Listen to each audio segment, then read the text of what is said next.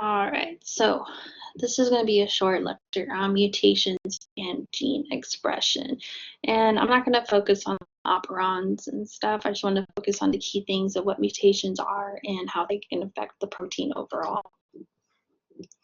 So think of DNA as your instruction manual. So all your cells, except for your red blood cells, have a copy of the human genome.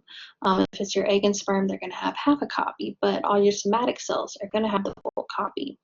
Now, your genome is quite large, 3.2 billion base pairs, which is quite fascinating, and it codes for 70,000 genes. Now, what's kind of fascinating, only 2% of this codes for those genes, and 98% is known as non-coding DNA that does not code for proteins. By that, it is only DNA that is doesn't code for anything. So that's what things scientists are trying to figure out. Like, what does it actually code for? Why is it important? I find it quite interesting. Why would we keep around this? And some scientists have been analyzing this, and they find that sometimes this non-coding gene has a role in regulating DNA. Now, this is just showing you some different sizes in the genome sizes between different animals. And just because you have a larger genome doesn't necessarily mean that you're super complex, because we expect our bacteria to be super small. They're very small organisms, but you can see as we advance through the kingdom, it's kind of interesting. And plants can be super complex when it comes to the size of their genome. So a mutation is basically a mistake. Mistakes happen. We make them all the time. They are the sustainer of life and cause of great suffering. And they are a source of genetic variation, which is great because we're not all clones. It's thanks to mutations, all the different ways that we will be encountering. Now, a mutation can actually cause certain diseases. Sometimes a change in just one base is all it takes to cause a disease to happen in certain disorders.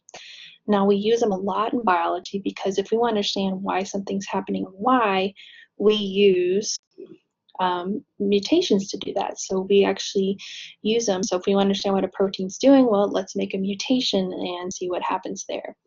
Now, it's crucial where mutations happen. If they happen in your somatic cells, well, it's going to be specific to you. You keep that mutation.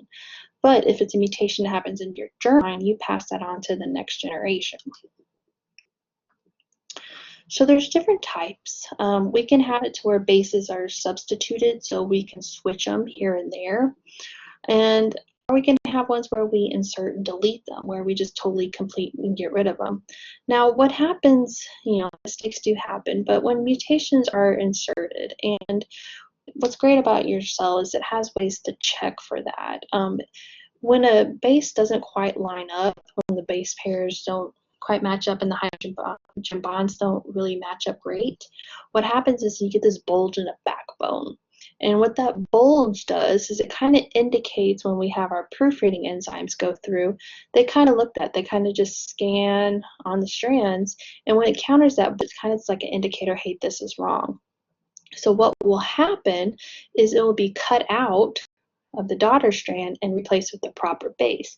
So you do have proofreading that does happen in DNA replication, which is great because, mistakes happen. He's adding on thousands of nucleotides per second, so think about how fast you can type. Now, I did introduce the reading frame a little bit, and it's important because if you just delete one base, it will totally alter your reading frame.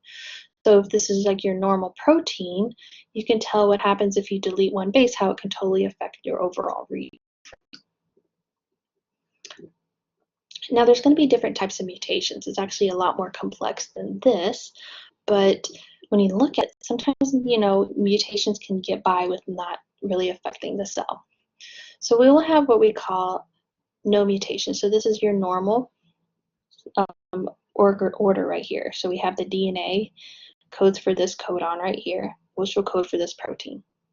Now we're going to talk about some point mutations. So we're just like changing a base pretty much.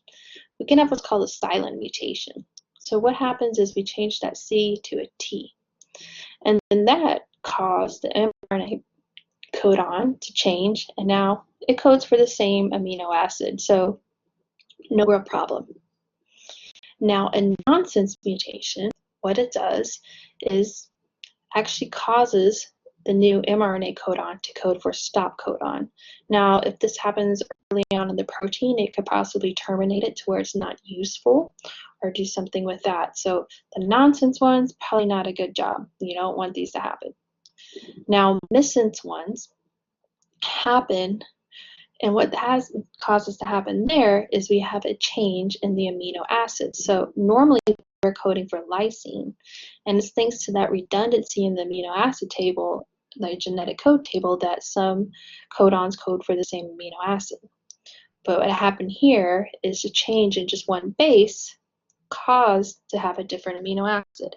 And this could be critical because really they use these side groups of the amino acids for protein folding. And if you alter that, then it's probably not working well. It might cause the protein not to fold right. It might make it to where it can't invert into the membrane. There's all kinds of different things that can happen. As I mentioned, we do check our mistakes. As I mentioned, DNA polymerase 3, it adds in quite the bases quite frequently.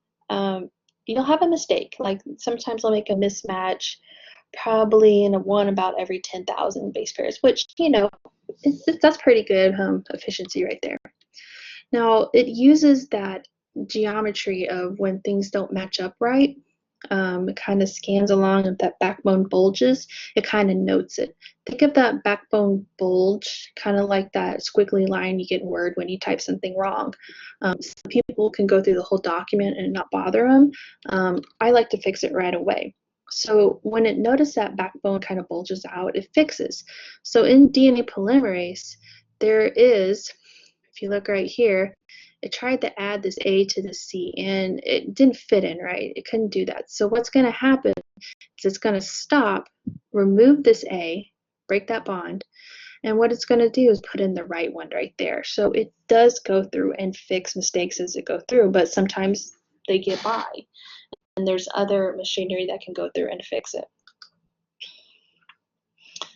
Now, you will do a discussion post on CRISPR. CRISPR is quite cool because it allows us to fix that. So if we know that a certain base right here causes a certain disease, we can go through and remove it and put the right one back.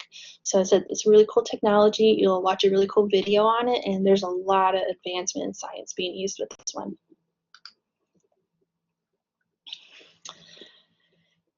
Now, when it's a gene expression, remember that all the cells in your body except the egg and sperm have the exact same DNA, but they all look completely different. This is just some microscopic images of different types of cells, but depending on what type of cell it is, it's going to have a different morphology because it's going to have a different job. Your nerve and your muscle cells have very different functions, and they're going to use different genes because they have different things they got to do. So how we do this is we regulate gene expression. So we're going to turn certain genes on and certain genes off as needed. So how we're going to do this is by using proteins. So here's an example of gene regulation. You only turn on what you need. So we're going to use a liver cell and a neuron right here. So they have two totally different jobs. So what of our job of the liver is to remove toxic substances like alcohol from the bloodstream. So we're going to need the alcohol dehydrogenase gene.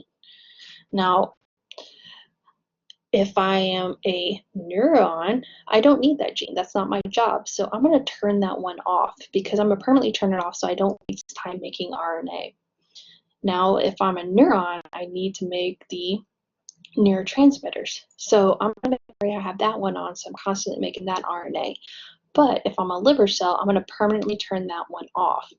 It's still there, but I'm going to turn it off to where it's not being accessed. The cell doesn't remove them or cut them out. It just keeps it there because, you know, you never know. So that's when we reprogram cells, we're actually able to make them into different types because the same genes are still there. Now, there's different ways that we can regulate gene expression. One way is actually regulate the accessibility of chromatin. So we can condense it into this really tight state called heterochromatin, or we can make it to where it's in the state of euchromatin, where it's not as condensed. So we're actually able to get to these little pieces of DNA quite easily. When it's in this state of heterochromatin, it's normally turned off permanently versus when it's in a euchromatin state. Another way is proteins to regulate transcription. So if you remember the promoter region, what we can do is we can use activators and repressors in different combinations to activate or prevent transcription from happening. Another way was when we processed the RNA. So you remember that whole splicing thing? So splicing is where we got the introns and left the exons. Well, what's great is due to the different combinations of exons you can use, you can get different proteins from the same gene. So here's our RNA. We have 5 exons. And if we keep all 5, we get this protein A. Now, thanks to alternative splicing, we're only going to keep 1, 2, 4, and 5. We're going to get rid of 3. So 3 was essential for this part of the protein. It looks a little bit different. What happens if we get rid of 4? So you can see how the protein has changed. This is where you can get different variants based off the same gene. We can regulate the RNA. So RNA is very unstable. So we can have different ways that we can get rid of it faster. We can have certain complexes that actually look for it and chop it up before it's able to go through translation.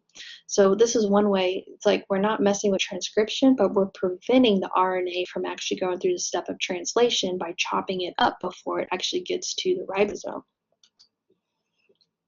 And then finally, we can regulate the protein on how it's folding. So this is all going to happen in the Golgi, and we can leave certain parts and make it fold in different ways. I just wanted you to appreciate that gene regulation is really complex and not quite as simple.